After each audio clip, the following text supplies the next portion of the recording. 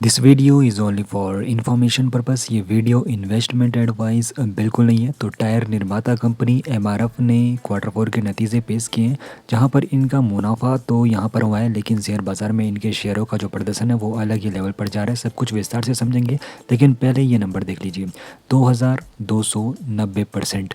तो ये नंबर क्या बयान करता है? तो निवेशकों के लिए ये नंबर काफ़ी कुछ बयान करता है, क्योंकि इतने परसेंट का डिविडेंड कंपनी ने ऐलान किया। तो इसका मतलब क्या है? तो यहाँ पर जो एमआरएफ कंपनी है, इसका जो यहाँ पर शेयर का फेस वैल्यू है वो 10 रुपये है, और उस पर इन्होंने 2290% का डिविडेंड का ऐलान किया है, यानी कि तकरीबन 229 रुपये का डिविडेंड का ऐलान हो रहा है। तो यहाँ पर इनके वित्त वर्ष के बारे में आपको बताऊँ तो फाइनेंशियल ईयर 2024 में इन्होंने जो फाइनल डिविडेंड दिया था 194 दिया था, तो कुल इनका डिविडेंड था 200 रुपये का। फाइनेंशियल ईयर 2025 में इन्होंने 235 रुपये का डिविडेंड दिया था, और फाइनेंशियल ईयर 2026 में इन्होंने अभी तक 236 रुपये का डिविडेंड दे दिया है। तो क्वार्टर फोर के जो यहाँ पर इनके नतीजे आए हैं उनका भी विश्लेषण कर लेते हैं। तो क्वार्टर फोर में इनका जो कंसोलिडेटेड यहाँ पे नेट प्रॉफिट है, उसमें जो मार्च तिमाही है तो शुद्ध मुनाफा 37.6% का भारी उछाल वहाँ पर देखने को मिला है। और जो इनका क्वार्टर फोर में फाइनेंशियल ईयर 2026 का यहाँ पे प्रॉफिट था वो 700 करोड़ के ऊपर जा चुका है।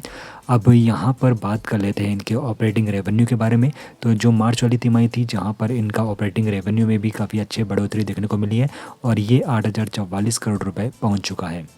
साथ ही साथ कंपनी का जो पिछला ऑपरेटिंग मार्जिन था वो 15.2% था, लेकिन मौजूदा जो क्वार्टर फोर वाला मार्जिन था वो 16.2% हुआ है, यानी कि सीधे तौर पर 1% की वृद्धि हुई है। तो कंपनी अपने खर्चों को भी अच्छे से मैनेज कर रही है और सेव तो अच्छी कर ही रही है। तो सालाना आधार पर बात करूँ तो सालाना आधार पर ये 21.5% उछल कर 1305.3 करोड़ रुपए पर पहुंच चुका है। और बात कर लेते हैं पूरे इस साल की, यानी कि फाइनेंशियल ईयर 2026 में जो कंपनी का प्रदर्शन था, तो यहाँ पर जो इनका प्रॉफिट है उसमें 30% की वृद्धि हुई है, जहाँ पर इनका जो प्रॉफिट था फाइनेंशियल ईयर 2026 में 2400 करोड़ से ज़्यादा था, और जो इनका रेवेन्यू था वहाँ पर भी बढ़ोतरी देखने को मिली है। तो इनका रेवेन्यू भी 31,000 करोड़ से ऊपर का रहा फाइनेंशियल ईयर 2026 में।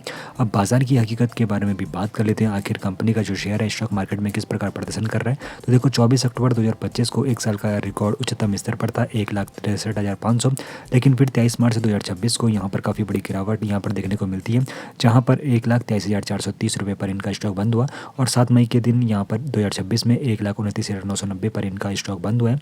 तो यहाँ पर ये शेयरों की चाल यहाँ पर एमआरएफ की रही है। बाकी यहाँ पर एक सवाल जो रहेगा, तो क्या एमआरएफ अपना पुराना उच्चतम स्तर वापस पा सकेगा या फिर नहीं, आपकी इस बारे में क्या राय है? बाकी शेयर मार्केट जोखिम के अधीन होता है, तो निवेश से पहले फाइनेंशियल एडवाइजर से एडवाइस लेनी चाहिए। बिना रिसर्च के निवेश नहीं करना चाहिए।